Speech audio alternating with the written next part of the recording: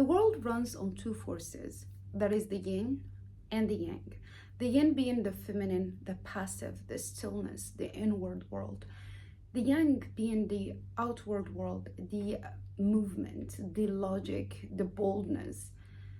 Those two opposite powers actually complement each other. And this is how they tricked you into the imbalance between them. So in today's world, I noticed that people are talking so much about femininity, and they are introducing it in a way that is very soft, very passive, very still, very inward, but it's only femininity.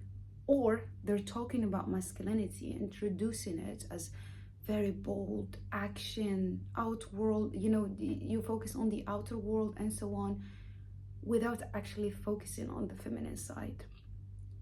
Strangely enough, in every human being, we have those two forces.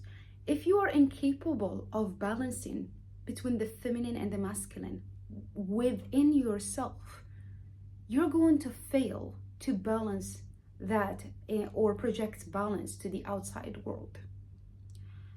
I spoke last time about Vito Corleone in The Godfather, and I told a lot about how he used a lot of feminine strategies and used the masculine ones only when necessary.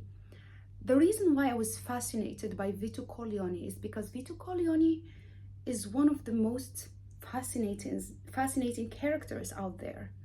I mean, Pozzo described him in the novel as some sort of a god. If you look at the world, God himself is relying mostly on the feminine until the masculine is necessary. Now, each human being has the masculine and the feminine within themselves. Any extreme of the feminine is not good, and any extreme of the masculine is actually not good as well. And that's why women do not like macho men, and men do not like an overly feminine woman, or a submissive woman like they pretend to. I'll give you an example. So in the 60s and even in the Victorian era, if you ever read Victorian literature, you notice that most women are actually very submissive, yet their men were actually cheating on them. The reason for that is because when you have a very submissive, too much of everything is not good. You have a very submissive woman, okay? There is no excuse for cheating, first of all, but I'm just explaining it from another point of view. You have a very feminine woman who's only focused on being like still, keeping the peace, balanced, in terms of like she's never using her masculine side. Her partner is actually going to be bored with that.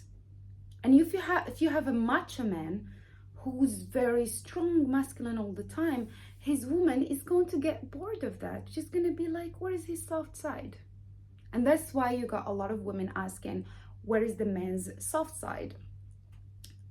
So in today's world, we are suffering from an imbalance between the feminine and the masculine, in which we have a lot of people advocating too much femininity and others advocating too much masculinity, and nobody is advocating the balance that we actually need within ourselves before we can go and look for it in other people.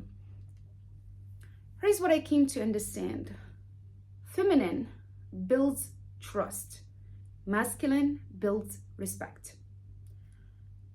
I'm going to go back to Vito Corleone because I love that character. Vito Corleone was negotiating with that guy, Fanucci, gave him $700, was really kind and nice. He negotiated. And then he saw that Fanucci does not care about negotiating, and that he's not going anywhere with this guy. He's going to take his money. He's going to keep taking his money every month. Then there is a necessary thing to do.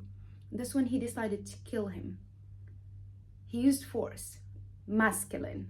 He used action, masculine. I know, like they say, masculine is actually the logic and feminine is the heart.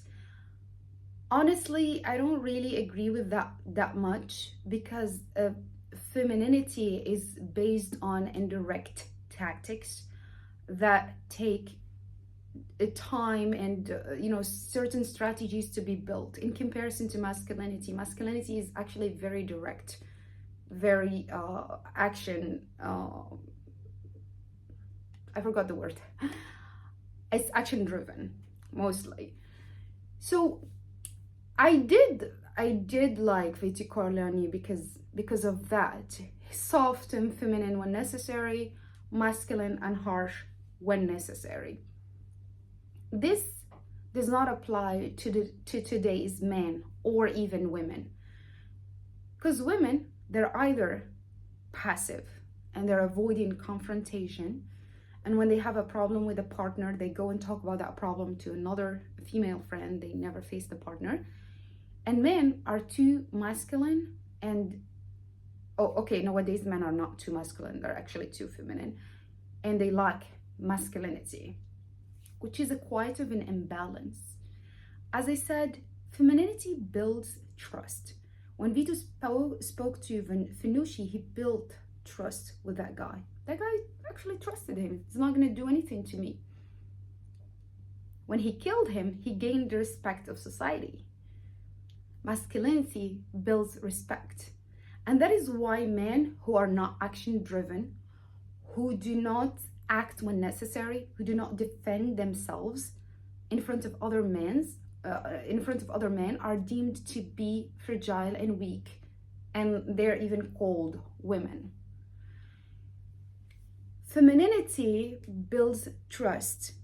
If a man does not use that, especially with the other gender, he's deemed to failure, right? Now here is the funny part, or the strange part. What women are actually attracted to in men are the feminine traits more than the masculine traits. Women love to see a man who's masculine, who's big and strong and action driven, but they love to see more his softness, his tenderness, his ability to communicate and listen and build trust. Men love to see the feminine woman who's stylish and beautiful and so on, and she's calm and passive sometimes, but they like to see a woman who sets boundaries and tell them, don't do that, I don't accept this, I don't accept that. Every gender is selfish in terms of liking its own traits. Like, you find the feminine liking its trait, and you find the masculine liking its trait. Therefore, the masculine is attracted to its trait in the feminine, and the feminine is attracted to its trait in the masculine. The lie that men want a submissive woman, that's just I think it's social media propaganda. They don't want a submissive woman because when they have it, they get bored with her because she cannot set boundaries for herself. She cannot defend herself. And that's why they go and cheat with a stronger woman, because they cannot confront in a certain way. And then the lie that women actually like a macho man is also kind of strange, because women will always like a man who is a little bit soft or who understands himself. I think the perfect example of that balance would be Tupac. I studied Tupac years ago for my master dissertation.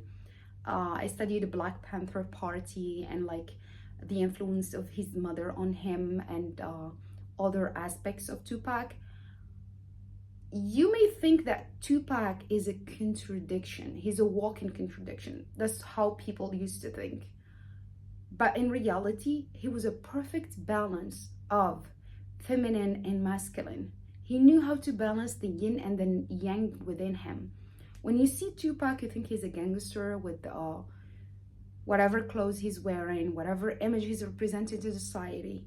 And then you listen to songs like, the song about his mom, and you listen to other songs and you're like, oh my gosh, this guy is very soft.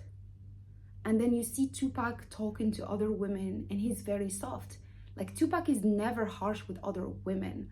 He's always talking in a soft way. He's always being funny, smiling, he's making them feel comfortable, he's gaining their trust.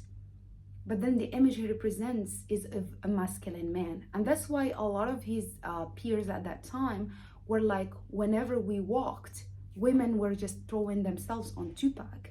You got Tupac reading books, writing a beautiful poetry, using all of the soft words in the world, and still he is like a masculine man in which he takes action when necessary in a very masculine way.